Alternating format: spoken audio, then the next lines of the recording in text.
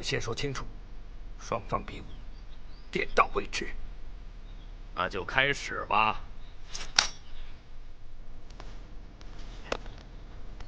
小心点，秦师兄。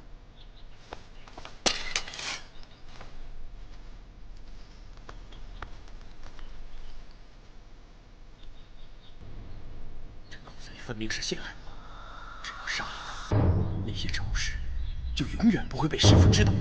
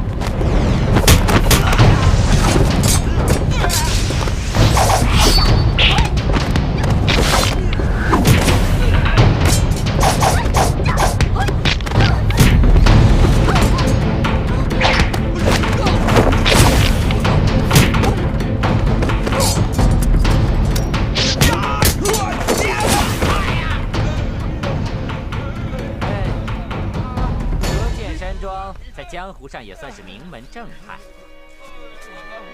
倘若被人知道以多欺少，岂不是被武林同道耻笑，损坏了战大侠的威名啊？战大侠，你不会怪我贸然出手吧？今天发生的一切都够了。正所谓刀剑无眼。 战大侠，在比武场上有所伤亡，在所难免，谁也不愿意看到这一幕。战大侠，节哀。明人不说暗话，今日你带人上我折剑山庄，亲门踏户，杀我徒儿，究竟所谓何事？天云兄，难道是你怀疑鄙人？ 用阴谋诡计对付你折剑山庄，那你就是错怪我厉谋了。厉公公，你我心知肚明，难道真是我错怪你了吗？你，战天云，你的徒弟是我杀的，要想为你的徒弟报仇，好啊，我就给你这个机会。我正想领教你这名满江湖的天下第一剑。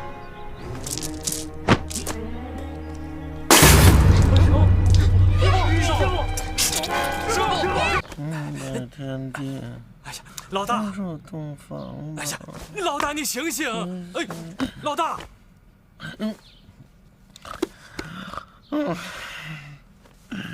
干什么呀你？睡觉呢不知道吗？正做梦呢，关键时候我都快进洞房了，讨厌死了！英雄哥哥，你怎么被绑这儿了？马上飞也在。 你们俩玩什么游戏呢？我也想加入。哎呀，我现在没法跟你解释，你赶快帮我想办法解开绳子，要不然就来不及了。什么来不及了？我得去通知师傅，他喝的那碗粥里有毒啊！什么？你怎么知道他的粥里有毒啊？哎，你就别问了，赶紧想办法帮我解开绳子。我已经准备好了，这份生死状，你我这场比武，这上面写的很清楚，无论是谁输了，就必须。 自断双臂！老夫早就猜到了，你们是有备而来。哼！你趁人之危，简直是无耻！厉公公，您曾亲口说过，您跟我师父曾经是同朝为官的老朋友，请您给做个主吧。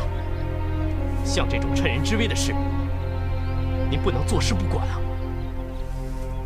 江少侠，这可实在叫鄙人太为难了。刚才岳掌门说的已经很清楚了，这是一件江湖的事情，就应该按照江湖的规矩。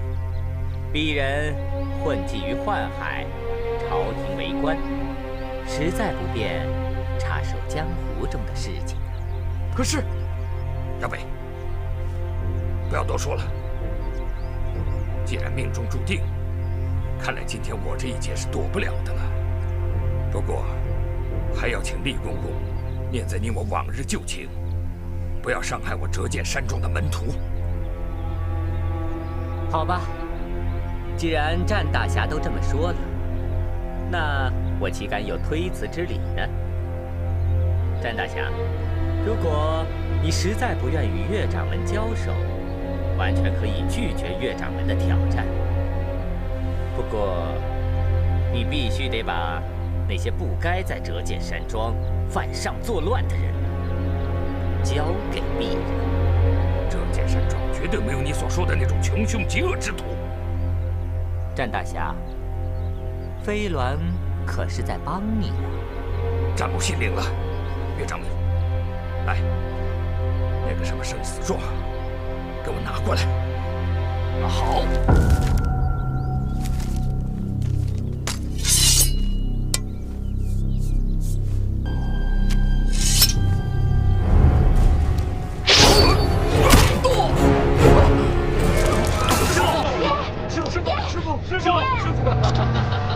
战天云，是不是感觉不舒服啊？不舒服就说话。爹，30年河东，30年河西，人不服老可不行啊！岳掌门，你也太无耻了！你们趁人之危，逼我师父过招，你们的江湖规矩何在？折剑山庄真是卧虎藏龙啊！连一个小崽子都敢跟我乱喊乱叫。好，我就给你们一次机会。折剑山庄，除非有人能站出来战胜我，否则你战天云就得乖乖的自断双臂。好，我替师傅跟你比武。嘿，二师兄，我没事。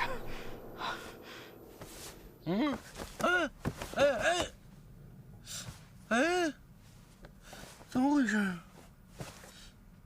哎呦，怎么把我绑这儿来了？不是鸟人在这绑着呢吗？哎，鼎鼎大名的折剑山庄，原来都是一群酒囊饭袋。战大侠，你门下弟子云云，就没有一个能站出来和我过招的吗？哼，看来这个生死状可以兑现了。你好自为之，自断双臂吧，以免让天下人笑你战大侠言而无信，是个孬种啊！士可杀，不可辱。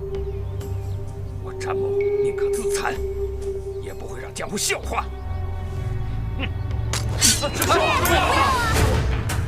师傅，师傅，快住手！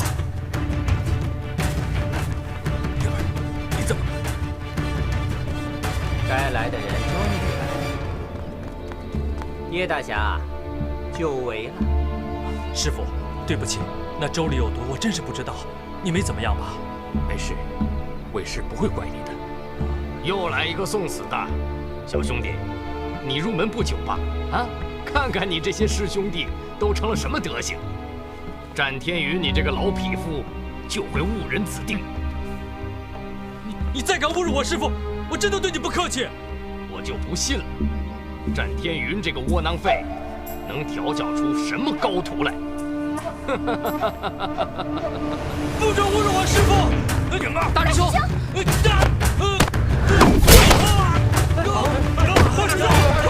师兄，没事吧？英雄哥哥，大师兄，你没事吧？没事吧？没事，没事。好歹我岳东来也是一派掌门，杀你这个无名小辈，简直有辱我的身份。我不是无名小辈，我告诉你，我有名字。老大叫我鸟人，老师叫我英雄哥哥，这里所有的人叫我大师兄。师傅还告诉我，我有名字，我叫叶红影。你就是叶红影。长公，正所谓泰山倒，朝廷不倒。岳掌门，一个区区的叶红影，就把你吓成这样了？好，叶红影，今天你就是长了3头6臂，我岳东来也要会会你。快跑！岳哥哥，他有剑！快跑啊！神机营第一杀手，拔剑的。我连剑都没有，拔什么剑？大人不计小人过，快把我下来好不好啊？是你师傅让我这么干的，我也不愿意呀。这到底是怎么回事啊？打狗还得看主人的嘛！啊！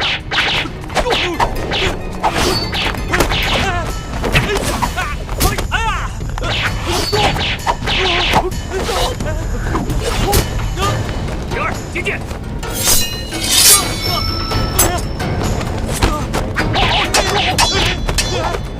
这么短，这不偷工减料吗？叶松哥哥怎么打呀？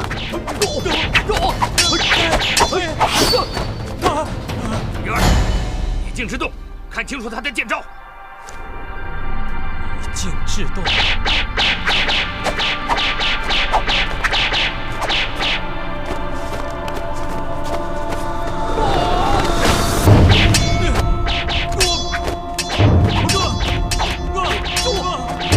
叶松哥哥，你不能只守不攻嘛！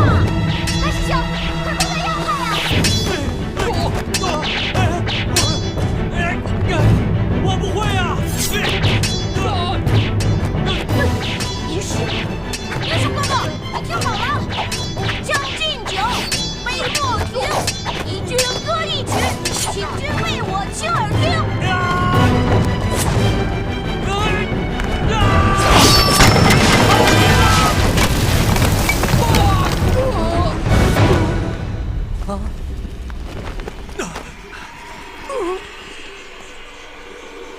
杀人了！我杀人了！我不是故意的，我不是故意的。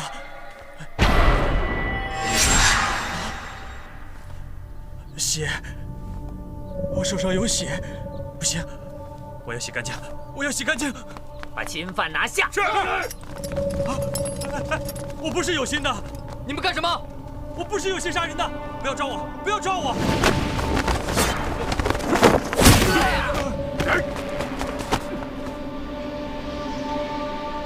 在我与叶红影分出胜负之前，任何人不能动他一下。大胆长空无名，竟然公然和我东厂对抗，包庇朝廷侵犯！包庇侵犯，笑话！在我与叶红影分出胜负以后，你想怎么处置他，我长空无名绝不干涉。否则，别怪我手上的剑不认人。你太狂妄了，难道就不怕我拿你也当侵犯一并惩治？那就尽管来吧。捉拿亲命要犯，谁敢阻挡？格杀勿论。是。上！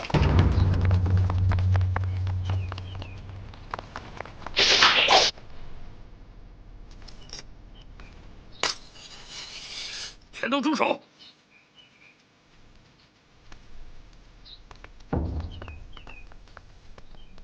怎么，战大侠，您不会想为难鄙人吧？这可是9000岁亲自下的命令，谁也不敢违抗啊！鄙人也是情非得已啊。战某不敢为难李公公，更不敢触怒9000岁，只是想给猎兔红影跟这个小孩做个保。话我已经说得很清楚了，恐怕谁也担保不了。灵儿，到我房里把免死铁券拿出来。是，爹。铁券？难道天云兄想用免死铁券为二人担保？没错，你知道就好。当年先皇颁赐战某3面免死铁券，我想以其中2面免死铁券报他2人。可是，天云兄，这大明律法明定，只要不是犯了弑君叛国之罪，那就算是犯下滔天大罪的穷凶极恶之徒，皆可免其一死。这一点，厉公公不可能不知道吧？这个鄙人清楚。那猎徒红影，向来不是犯了弑君叛国之罪吧？自然是。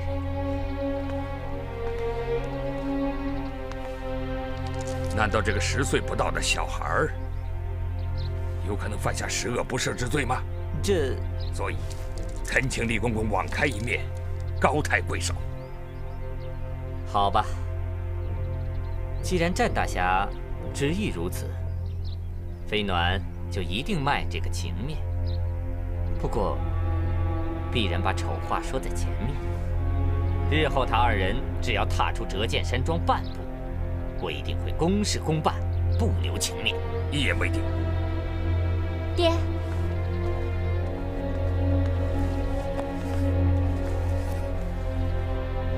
免死铁券在此，劳烦厉公公转交给朝廷。好吧，既然这样，我就不打扰了。在下告辞。回府。是。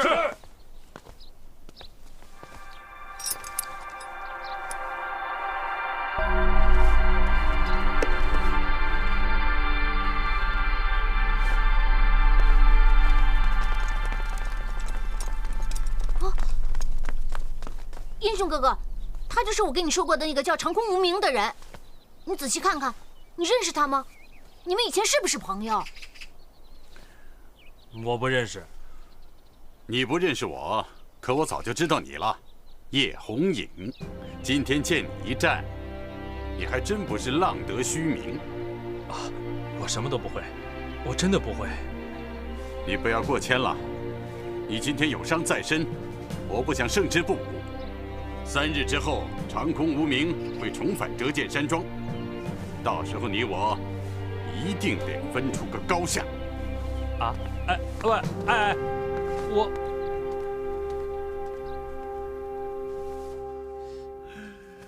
不好玩啊！谁呀？这是干什么呀？没吃没喝的。庄主啊！哎呀，是你让我这么干的呀！你也不能不管我呀，好歹让我能够着这条鱼也行啊！大师兄，这次真的要谢谢你，要不是你，那群坏人不把我爹逼得断去双臂，是绝对不会善罢甘休的。你是我们山庄的大恩人，我替我爹、替师兄弟们向你道谢，你就受我一拜吧。哎，战姑娘，别这样，我受不起啊！不，大师兄，你绝对受得起，你是我们山庄的大恩人啊！你别这么说，这么说我受之有愧。师傅还有大家对我都那么好，我为你们尽点力，是应该的。英雄哥哥，你是当之无愧，怎么会是受之有愧呢？刚才的情形多危险，我们大家都看见了。不过说起来，我的功劳也不小，要不是我在旁边吟诗，你哪能想起那个剑招啊？就那招叫什么？哦，听他劈了。人远说的对，今天折戟山庄化险为夷，他们2个是居功其伟啊。不过，战姐姐，既然你都知道英雄哥哥这次帮了你们大忙，那你以后对他好点，别再欺负他了。我知道，大师兄，以前我对你实在是太过分了，你就原谅我吧。看你们兄妹摒弃前嫌，老夫很高兴。哎，师傅，爹，庄主，你没事吧？爹，你没事吧？放心吧，不碍事的。我已经运功把体内的毒逼出体外，休养几日就没事了。这次遭人暗算，我看折戟山庄再无宁日了。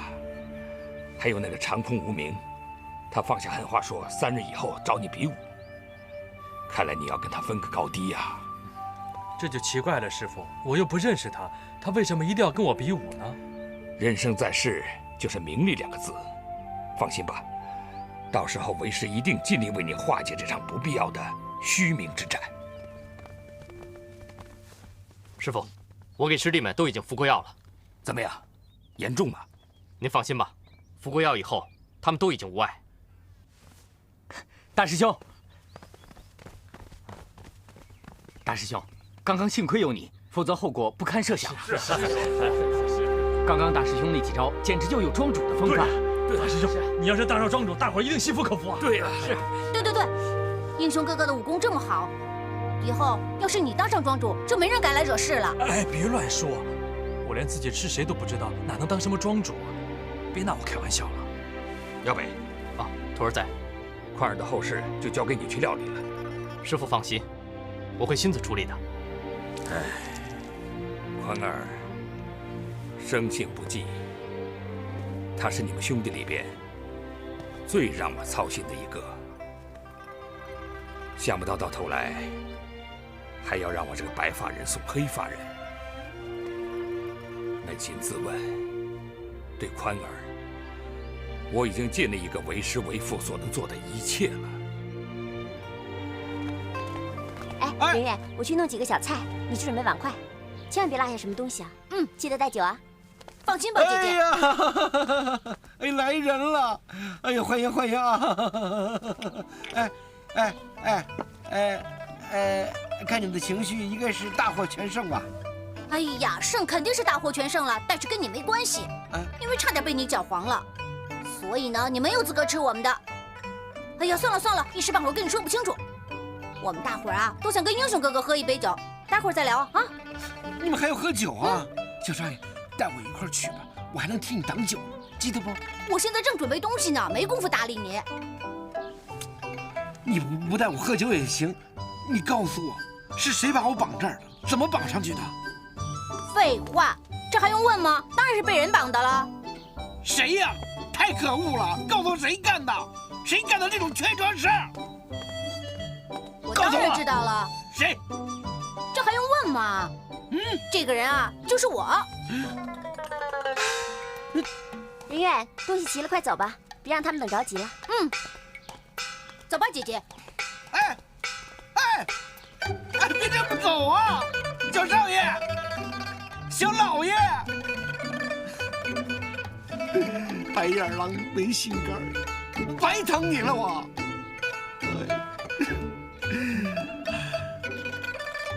还是艾迪姑娘对我好啊！哎呀，虽然有点疯狂，但是挺实在。也不知道她跟冬青怎么样。冬青姐，我还是觉得我们南方好，山山水水的。你看这儿，到处都光秃秃的，风也吹了，草也低了，我可没看见什么牛羊。看来那些什么诗啊、词啊的，全是骗人的。你哪来那么大野心啊？我们出来啊，可不是看风景的。这好不容易才出了关，我现在只想见到袁大将军。哎，冬青姐，那我们见到袁将军，把东西给他，是不是就可以回去了呀？哎呀，太好了！这样的话，我就可以见到我相公了。哎，这么久没有见到我相公，我都快想死他了。这次我见到他，再也不跟他分开了。哎，冬青姐，你说我们老穿着这身衣服，是挺像大老爷们儿的，可是我可是一个集传统妇女美德于一身的美人呐。你呀，就别再瞎胡闹了。虽说我们离开了锦州地界，但毕竟还没有见到袁大将军，所以啊，还大意不得。你若是想尽快见到你相公，我们必须赶快赶路。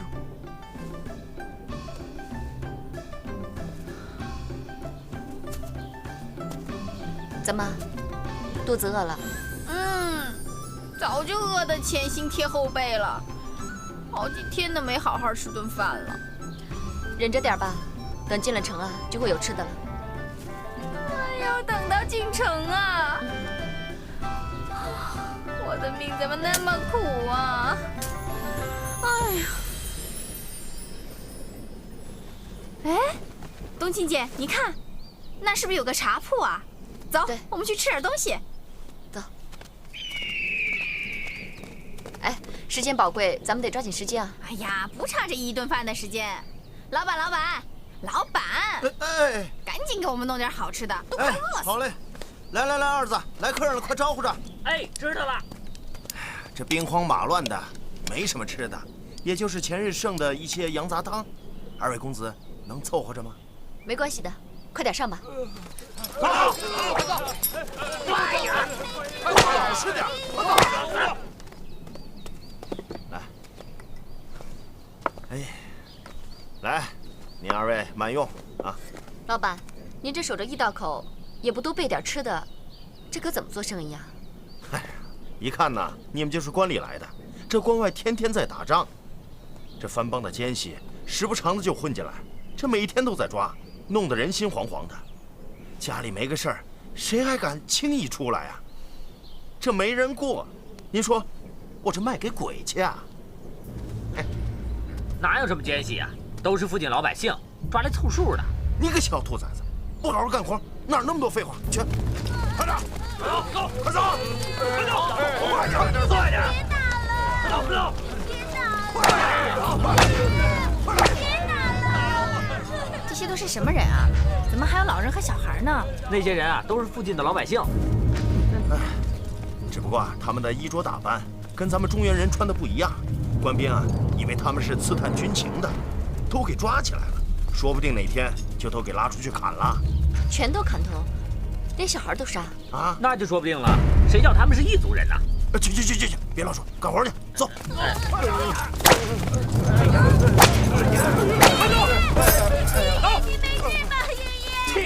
起来，滚起来！听见没有？起来！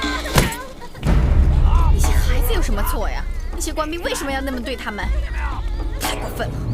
算了，别多管闲事。别忘了，你答应过我的，不再节外生枝。快吃吧，吃完咱们还得赶路。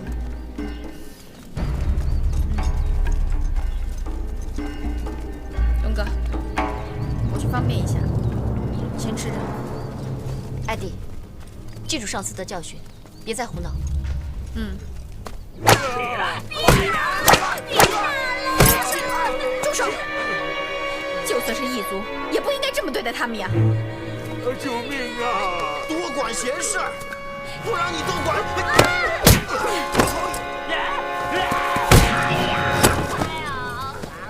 没事吧？谢谢。来。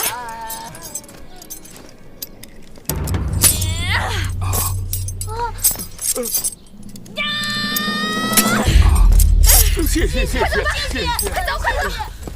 快跑！大家都快跑啊！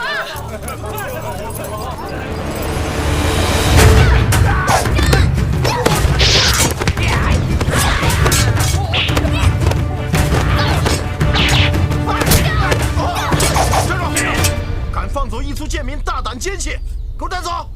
我不是奸细，放开我！走！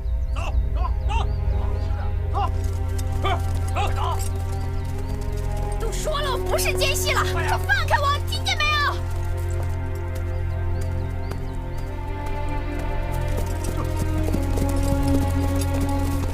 放开我！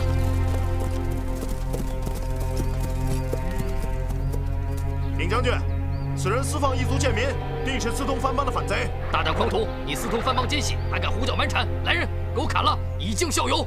哎，别杀我呀！我还得回去见我相公呢。什么颠三倒四的？你一个大老爷们儿找什么相公啊？受死吧你！刀下留人。将军，千万别刺杀好人。大胆，私通藩邦的叛国之徒，也配称得上是好人？本将军念你是一介无知草民，不跟你计较。再胡闹，一样拿你军法处置。快滚！将军，草民就算有天大的胆子，也不敢妨碍您执行公务。只是草民这位朋友，平生见义勇为，好打抱不平。方才见百姓被将军的军士们施暴，所以才一时动了恻隐之心，鲁莽行动，还请将军见谅。今天你自以为做了件好事，可你知道吗？明天本将的军士们有多少要惨遭他们的毒手？荒唐！没将他凌迟处死，已经算是手下留情了。你若再敢替他求情，就以同样的罪名论斩。袁大将军早有命令，阵前通敌者，杀无赦。袁大将军，莫非将军正是袁大将军麾下的？不错，我乃关宁铁骑先锋祖大寿。冬青姐，他是袁大将军的部下，你赶快告诉他，我们就是专程来找袁大将军的。而且刚才我放的那些人，老的老，小的小，怎么可能是奸细嘛？你让他别杀我的头。是啊，将军，就请您网开一面。现在我们去见袁大将军。如果将军还不肯饶恕我这位朋友，要将他依法处置，到那个时候，草民也再绝不敢多言相劝。你们来辽东是来找袁将军的吗？正是，草民有要事，必须当面向袁将军禀告。有要事禀告？你们究竟是什么人？实不相瞒，草民乃前左副都御史杨涟的女儿。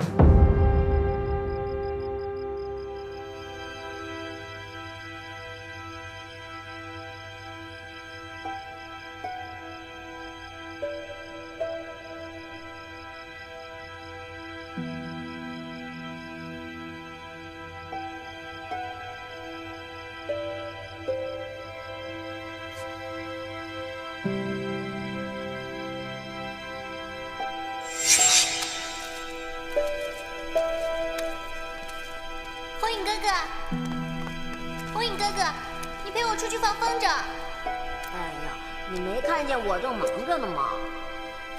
杨伯伯和我师傅喝酒喜欢用鳝鱼下酒，我先把这鳝鱼给收拾了。什么？你好坏！我讨厌你，我再也不喜欢你了。怎么了？你为什么讨厌我？我是不是做错什么事了？你快告诉我。你杀鳝鱼，你好残忍！你看你的手上全都是血，我再也不跟你玩了。你别生气，你是不是讨厌我杀鳝鱼？那我以后就再也不杀了，我的手再也不会沾上血了。你不要不理我。好吧，可是你要先把手上的血洗干净。为什么会做这个梦？在梦中那个小女孩，叫我红影哥哥的那个小女孩，说让我把手洗干净，不喜欢沾满鲜血。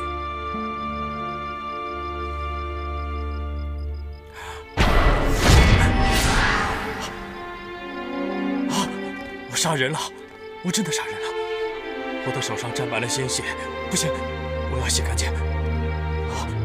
我洗干净。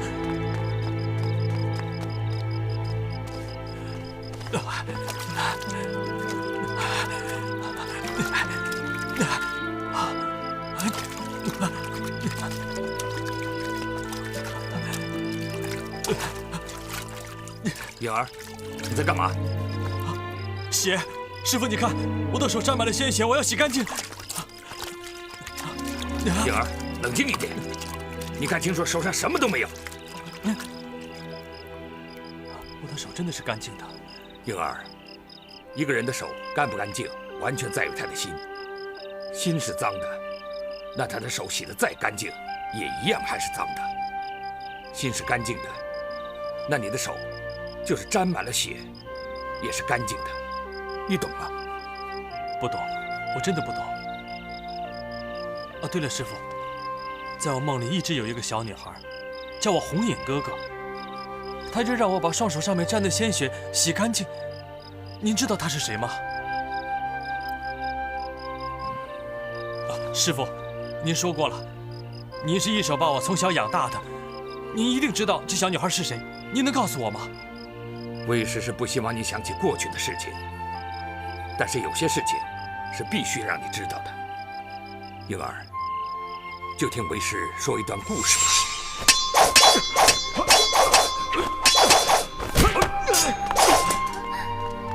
詹叔叔，你和我爹是好朋友，你不可以杀了我爹。展天云，我杨涟有眼无珠，把你当成推心置腹的异姓兄弟，可你竟然恬不知耻，投靠神机营，当了魏忠贤的一条走狗。9千岁是朝廷忠臣，我为他效命，就是为朝廷尽忠，我有什么不对？够了！既然话不投机，不必多说。你我兄弟情谊，今日就此割袍断义。晴儿，我们走。不，我不走，我要跟红影哥哥在一起。红影哥哥，你告诉你师傅，你不想和我分开，你还要带着我乘风着飞上天去呢。冬晴，红影哥哥，红影，别忘了，你是阳明山庄的大弟子。红影哥哥，红影哥哥，你答应过我的呀。对不起，我们不会再见面了。红影哥哥，红影哥哥，晴儿，红影哥哥，红影哥哥，我们走。红影哥哥，红影哥哥，红影哥哥，红影哥哥。师傅，您的意思是告诉我，我梦里那个小女孩名叫杨冬晴？没错，她是你还没过门的妻子。我未过门的妻子？这门亲事是为师跟他父亲杨莲给你们俩定下来的。杨莲？怎么好像听说过这个名字啊？这个事情说来话长。杨莲是你的启蒙恩师，当年为师曾经拜托他为你传道授业，同时他也是为师今生今世唯一的知己之交。只怪为师与他意见相左，杨兄与我割袍断义，10几年后已是阴阳两隔。师傅，您怎么了？怎么越说越伤心了？不要说这些了。3日之后，长空无名扬言指名与你比武，为师担心你有什么不测，所以决定亲授你一套滴水不漏的防御剑法。只要你学会了这套剑法，虽然你不懂得攻击对手，但是对手在100招之内也无法伤你毫发。师傅，我不懂我为什么一定要跟那个叫什么长空无名的比武。天底下有很多事情想避是避不掉的。来吧，还记得你小时候，师傅跟你手把手的把我的绝学传授给你。来，跟师傅练剑吧。来，拿好，有劲一点啊，这边，手，这个好。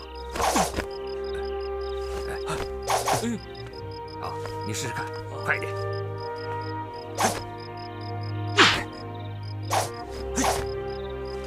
很好，再来一遍。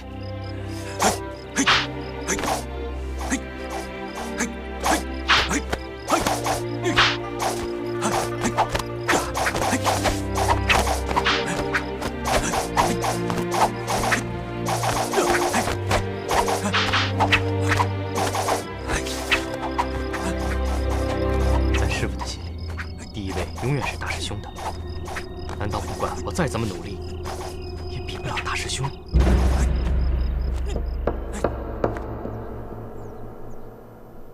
什么？岳新川？不可能，绝对不可能！大将军，冬晴虽不敢胡乱断言岳新川究竟是为了什么，但是他确确实实是投靠了魏忠贤。杨姑娘误会了。本将不是不相信你，只是这13铁骑自从改邪归正以来，一直在本将帐前效命。此次南下江南，我也考虑到会凶险至极，但我怎么也没想到，居然会全军覆没，而且是兄弟相残。本将一时失态，还望杨姑娘不要见怪。大将军言重了。冬青姐，你赶紧说正事儿，说完咱们就回去了。正事儿？当然有正事儿了，不然你以为我们俩千里迢迢跑来就是为了给你报个信儿啊？阿弟，不得无礼。袁大将军，我们的确是有更重要的事情。什么事？将军，您可知道，顾大人有一颗官印？官印？你说的可是东林书院顾县城顾大学士的官印？正是。难道你们把官印带来了？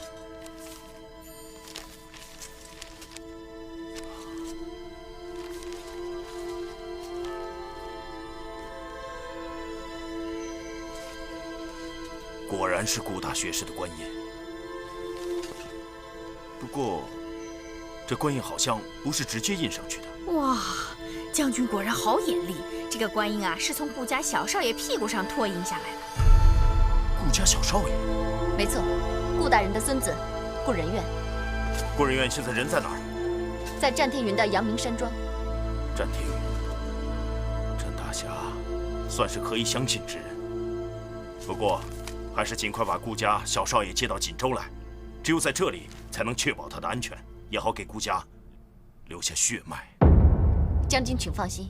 嘿，哈，嘿，哈，嘿，啊，喂，马成飞，你在干什么呢？你玩什么呢？给乌龟挠痒痒？哎，什么叫给乌龟挠痒痒啊？我在练我的点穴功夫呢。你脑袋有病吧？折剑山庄那么多人呢，你干嘛不找个人来练功，偏要找只乌龟啊？练它有什么用啊？这你就不懂了吧？折剑山庄的人虽然功夫好，但是我手持的受不了啊，找他们练不是找残的吗？所以先拿乌龟练练，这样比较安全。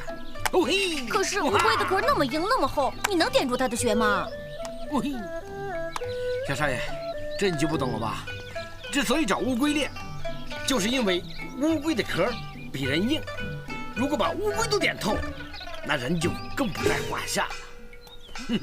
马尚飞，这可是我长这么大第一次见你这么勤快。那是，为了保命，我必须要勤奋一点。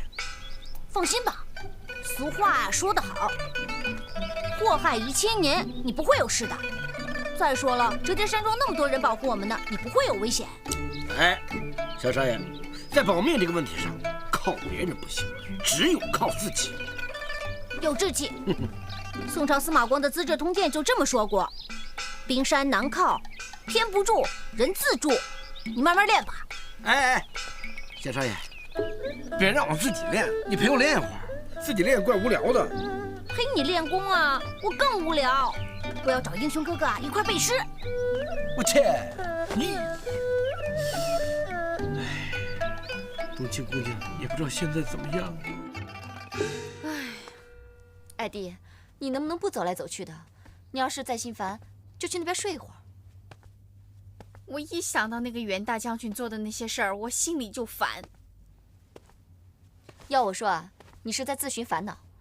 这袁大将军一定有自己的苦衷，你不在他那个位置，当然不能理解了。亏我没在他那个位置，要我是个大将军，我就先派10万兵马把魏忠贤的脑袋给摘下来，再来个满门抄斩，还有那些宦官狗贼，也杀他个干干净净的。还有那些溜须拍马的，也一个都不剩，让他们去阴曹地府给牛头马面拍马屁去。你说我一个小女子都能想明白的，他那个大将军还能想不明白吗？再说了，就算他想不明白，他也该派个15、16、7铁骑把我相公和任愿先接过来再说呀。艾弟，你要知道，袁大将军是戍边大将军，如今叛匪正在作乱，此等大事哪是你们姑娘家操心的，万万不可。哎呀，袁大将军，这可是本姑娘百思才得其解的锦囊妙计呀！姑娘家怎么就不行了呢？姑娘家也可以成大事儿啊！再说了，不是说了吗？金国也可以让须眉。你们也不想想，这叶红影贵为神机营的第一杀手，他第一杀手怎么了？第一杀手他回家也是怕娘子的呀。实在不行，就让我们冬青姐给他一施美人计，不就行了吗？艾弟，不许胡说。哎呀，冬青姐，现在是成大事的时候，你千万不能这样。再说了，你本来跟他就是青梅竹马的夫妻嘛。艾弟，杨姑娘，你真有把握说服叶红影吗？袁将军，我尽量试试吧。我相信叶红影的本性，并不是助纣为虐的人，再加上他师父战天云的帮助，我们应该可以说服他的。也好，我马上派兵护送2位即刻赶往东山县，尽快促成此事。真的？哎呀，太好了！冬青姐，咱们赶快走吧。艾弟，袁将军，我倒是不赞成现在派兵，这人多啊，反而容易暴露目标。你也知道，魏忠贤的眼线众多，我们人多了，反而让他看出破绽，容易打草惊蛇。这样一来，很有可能前功尽弃。不如这样，正好我们姐妹2人乔装打扮，也许啊，这样更容易掩人耳目。也罢，就易姑娘的意思，此去关内一路凶险无比，还望2位姑娘多加保重，千万不可贸然行事。本将在此静候佳音。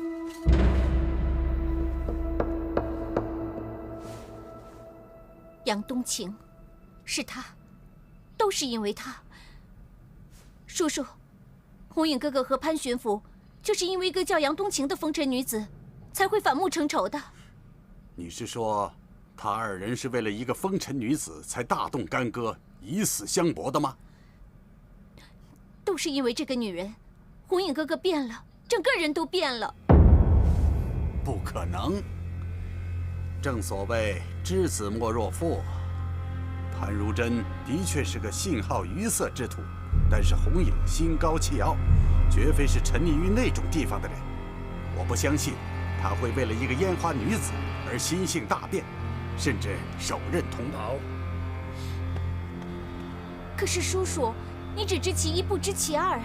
那个叫杨冬晴的烟花女子，她就是东林党反贼杨莲的女儿。什么？她和红影哥哥自由定下了婚约，说起来也算是红影哥哥未过门的妻子啊。原来如此，想起来了，我对此事还真是早有耳闻。难道红影至今还对那个杨家的丫头念念不忘？红影哥哥虽然受了重伤，可是一定还活着。我要去找他，现在就去。慢着，这人海茫茫，你上哪儿去找啊？我不管，就算找到天涯海角，我也要找到他。傻孩子，找人的事就交给叔叔吧。这么说，叔叔知道红影哥哥在哪儿？如果我没猜错的话，他现在已经回到了他师傅那儿，折剑山庄。皇上，方才老臣于御书房外听见皇上龙吟长叹，不知所谓何事啊？大胆！韦公公，你一而再、再而三的不听皇上圣宣，便擅触龙颜，简直是我大明王法于无物。哼，孙大人，你越俎代庖，难道就是将我大明王法视为圣物了？那就把话说清楚。今日你在皇上面前诬陷本官越俎代庖，究竟是何居心？哼！大明祖制早有明定，皇上选嫔纳妃之事向来皆由内务府或礼部长老安排。什么时候轮到你吏部了？韦忠贤，你，哼！难道老朽说错了吗？今日一早，你孙大人私下为皇上安排选妃之事，在满朝之中早已传得沸沸扬扬。现在就请皇上做主评理，孙大人这么做，难道不是老朽说的越俎代庖吗？行了，行了，行了，二位爱卿，不要再为朕选妃之事留作无谓之争。皇上，请恕老臣斗胆直言，皇上选妃，此乃国之盛事，绝不得有须臾辱节相悖于祖典先制。还请皇上圣明，这选妃之事，还是交由老臣以内务府之名代皇上安排吧。皇上，难道你就任由魏忠贤的老贼如此恣意放肆吗？自先皇宣朕入宫，扶正登基以来，亲睹魏忠贤飞扬跋扈、蛮横专政，独揽大权。朕已经学会了2件事。皇上学会了哪2件事？等待与忍耐。等待，忍耐。不错。朕虽登龙基，但说穿了，就是一头纸屠的老虎。反观那魏忠贤，满朝文武，哪一个不对他阿谀奉承、毕恭毕敬？在朕没有掌控实权之前，一定要忍耐。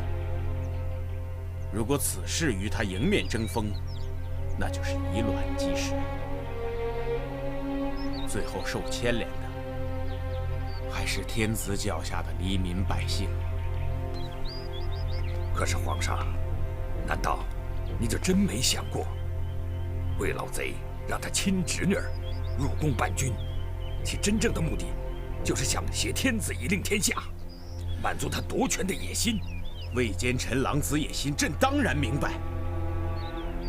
可就是因为明白，才更要学会等待。等待？微臣不知，皇上在等什么呀？朕在等待一个可以帮朕拨乱反正、铲除阉党的英才出现，也在等一个能将魏忠贤置于万劫不复、死地的机会。皇上，微臣斗胆请示，皇上您所提及的能辅佐您铲除奸党的英才，究竟是何人？平辽大将军重焕。叔叔，我什么都可以听您的，唯独这件事情，请恕方宗不能从命。方宗，其他任何事情，我都可以由着你的性子，但这件事，你必须听我的。凭什么？就凭我是你的亲叔叔。叔叔。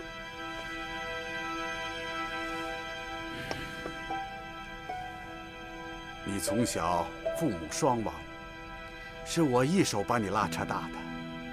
你的亲爹，也就是我的亲大哥，在临终前把你托付给了我，而我进宫时起就再也不能有子嗣了。这么多年，我一直把你当成我的亲生女儿，更把自己当成是你的亲爹呀。叔叔，自打我懂事起，就一直把您当成是方宗的亲爹。可是，虎毒还不食子呢。试问天下，有哪个做爹的忍心伤害自己的儿女呢？住口！我已经说得很清楚了，要你入宫为妃，全是为了你的终身着想。你怎么能说是害你呢？再者说，他日你若蒙皇上宠幸，荣华一生，自是不在话下。我根本不在乎什么荣华富贵，当初是叔叔您亲口答应把我许配给红影哥哥的，您怎么可以出尔反尔呢？逼我进宫，去伺候一个从未谋面的皇上，还不如让我去死呢。我只想和我自己爱的人在一起。可是你爱的那个人，给过你什么？除了痛苦，他还能给你什么？不，只要和红影哥哥在一起，我就觉得快乐。红影哥哥他不会给我痛苦的。孩子，你何苦自欺欺人呢？其实你心里比我更清楚，颖儿的心里早就被杨冬青给占满了，根本就没有你的位置。够了，您别说这些了，我不想听。你不想听，是因为你知道，叔叔说的句句都是实话。不，面对现实吧，孩子。不，是红影哥哥亲口说的，他愿意娶我的。当时您也在场。红影哥哥说，只要1年，他就会和我成亲的。叔叔，您口口声声说你把红影哥哥当成自己的亲儿子，可是你……可他毕竟只是我的义子，他不姓魏。叔叔，醒醒吧，孩子！红影除了伤害你之外，给不了你任何一点爱，哪怕只是一丝一滴呀！我不信，我不信！我现在就要去折剑山庄找红影哥哥，我要他亲口告诉我，他的心里只有我，他是真心爱我的。你除了入宫，哪儿都不许去！您让我入宫伺候皇上，无非是想利用我，诱惑皇上，保住您9000岁的龙头宝座，不是吗？你胡说什么？我是不是胡说？叔叔您心里最清楚。为了权力，您就忍心把您的亲侄女像牲口一样卖了？住口！总之，不管你愿意不愿意，皇上已经放下话了，选个良辰吉日，就送你入宫。进宫之前，你给我安安实实的待在府里。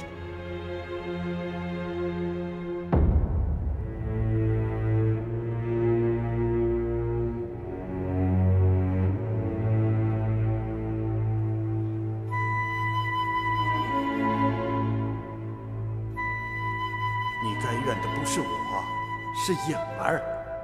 如果不是她对你无情，我又怎么能忍心让你入宫，去当皇上的嫔妃呢？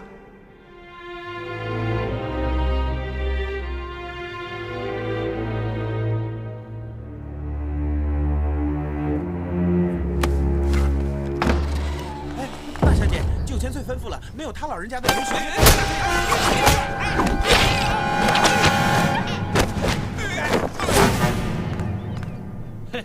小少爷，太棒了，太够意思了！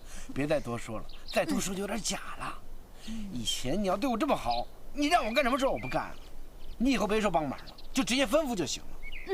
那你绝不后悔？当然不后悔，后悔我是小乌龟。好，把剑挖出来。啊，你要挖鸟的剑呀？对啊，这件是你埋的，就得你挖呀。我发那倒霉的破誓。哎去，小少爷，你受累，让个地方。干什么？我学乌龟。你起来！你还是不肯帮我，是吧？我怎么帮你呀？你不替我想一想，这几天我一直骗他，我骗他说我是他的老大，冬晴是我娘子，是他嫂子，我天天还折腾他，折磨他，使唤他。你等他清醒了，你再把剑还他，他肯定给我来个一箭穿心，把我扎死。你要是现在不挖，我给你好看。切，能怎么样？哼，你等着。哼。小少爷，弹弓在这里。哎，对，哎，小少爷，你挖不挖？挖不挖？你让开！我挖，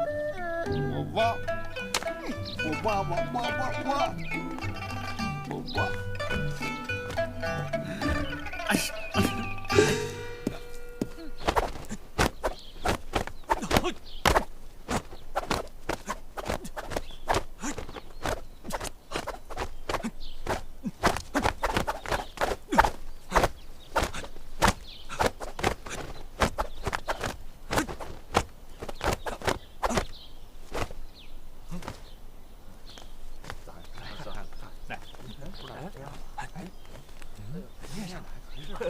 大师兄，一个人在练剑啊？好，师傅教了我一套剑法，我怕记不住，所以拿木剑练练。哎，那我们兄弟几个陪你一块儿练吧，顺便你指点指点我们。对啊，是师兄，是啊，指点我们。指点你们，我还不会呢，更别说指点你们了。大师兄你就别客气了，二师兄常跟我们说，大师兄那招听涛劈浪堪称是天下无敌，而且那天你就是用那张听涛劈浪杀死了岳掌门，还吓跑了那个东厂太监。大师兄，你就教教我们吧。我根本就不记得我那天究竟是怎么出的招了。也许我可以帮大师兄想起来那天是怎么出手的。二师弟，二师兄，你打算怎么帮大师兄想起那天是怎么出招的呀？我记得那天岳掌门跟大师兄比武的时候，聚仙堂的掌门岳东来招招毙命，大师兄是在九死一生、命悬一线的情况下，才想起那招绝技听涛劈浪的。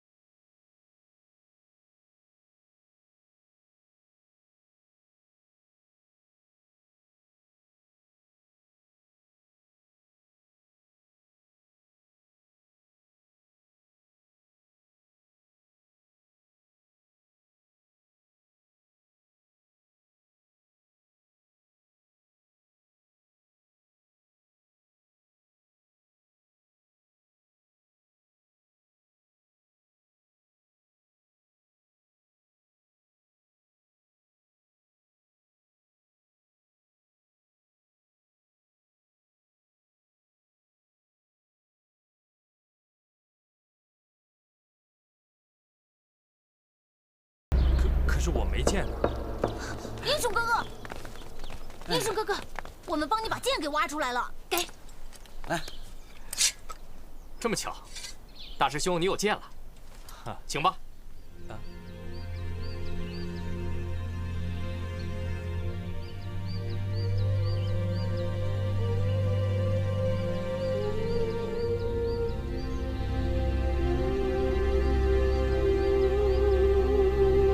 顾洪兄，希望你在天之灵不要怪我。婴儿生性纯良，我不希望他越走越错，再次沦为被奸人利用的杀人工具。所以，我不希望他回想起过去的种种。我只能传授他只守不攻，仅仅只能保护自己的剑法。但愿顾洪兄能谅解战某的用心。大师兄，小心了。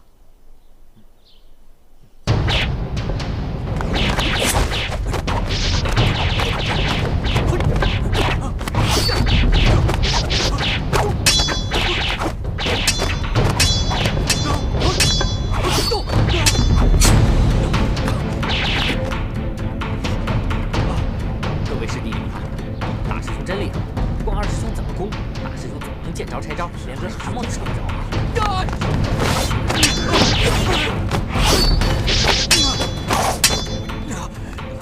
大师兄，你那招听头皮浪我也练过，你要再只守不攻的话，就太看不起兄弟了。别误会，我没那个意思。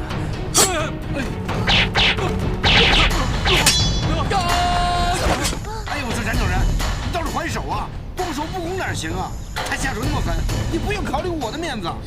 英雄哥哥，快用你那招听头皮浪啊！可是我真的想不起来了。大师兄，得罪了。惊涛皮浪，嘿！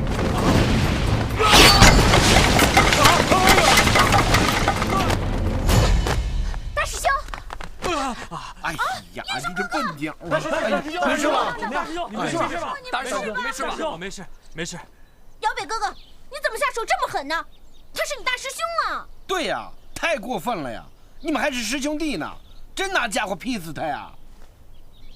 二师兄，这次你真的太过分了，你下手那么重。是二师兄，你出手太重了。我没有啊！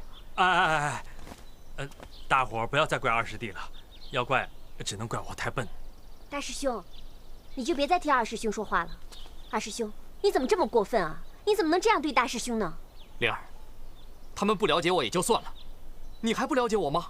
你别再说了，这是我亲眼所见，你还有什么话好说？我什么都不用说了。师傅，爹，都跟我来。立即派人将这2面免死铁券送返京城，交给9千岁，禀告9千岁，在下已确认了神机营叶红影的下落，只需稍待数日，我便可带着叶红影返回京城，交给9千岁亲自发落。是，长公。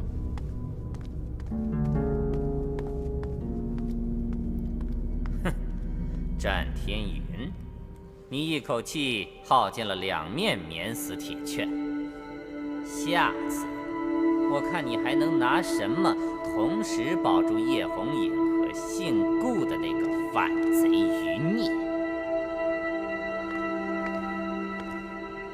刚才听你说叶红影真的是在折剑山庄了。剑术是一门武术，也是一种修行。练剑之人，除了力求剑法精进之外，更重要的是如何体悟心性的修养。所谓剑，乃器也，唯心是用，用剑行善，便是圣者；仗剑行恶，则是妖魔。所以，你们每一个人到我门下